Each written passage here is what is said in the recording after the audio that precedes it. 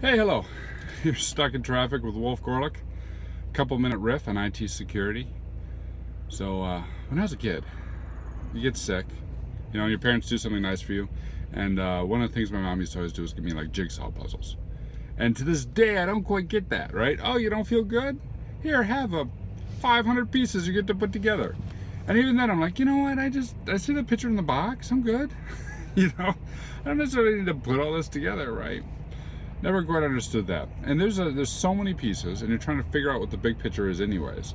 And you think about like a security programs like that, only you don't get the picture in the big box. Very frustrating. So today what I thought I'd do was just outline big picture how to set up a security program. Not a little bit of piece here, a little piece there, a SIM, a DLP, da. Big picture, what do you do? So, start to finish. You start off with a risk management framework, right? Larger companies also oftentimes will use like ISO 27001 or NIST. Big picture framework, I'm going to say ISO. So you start off with the ISO for your risk management program, set up your risk management functions, your ISMS, what have you. Next level down, for each one of your domains, you pick out your control sets. So if you got a payment domain, that's pretty easy, PCI DSS. If you got a healthcare domain, that's pretty easy, HIPAA.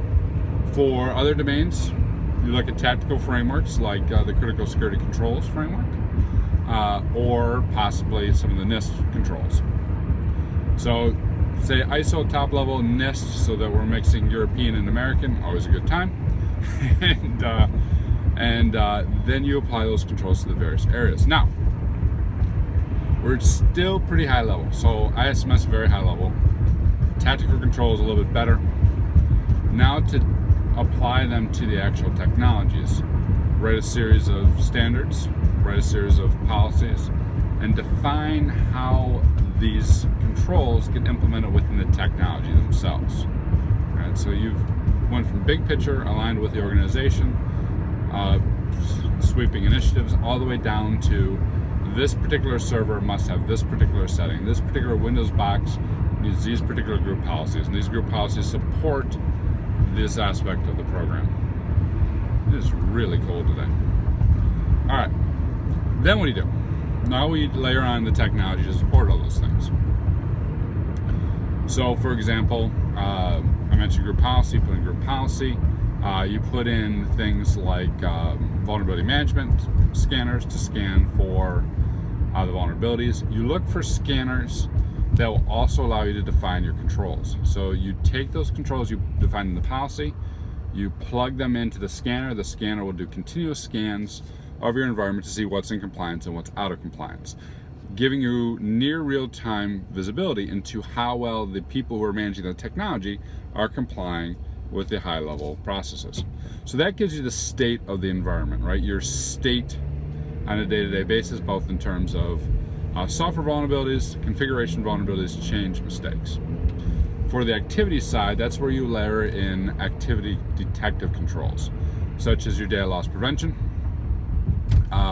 your SIM, right, your central log management, your correlation, IPS, IDS, ideally both on the perimeter and internal. Many of the SIM tools will do that internally for you. Some of the larger switch manufacturers have a module that will look at certain span ports, so you look internally as well, and you roll that up. Now we need to report on that, so I often like to use the vulnerability management tool for your central reporting of state and your SIM for your central reporting activities.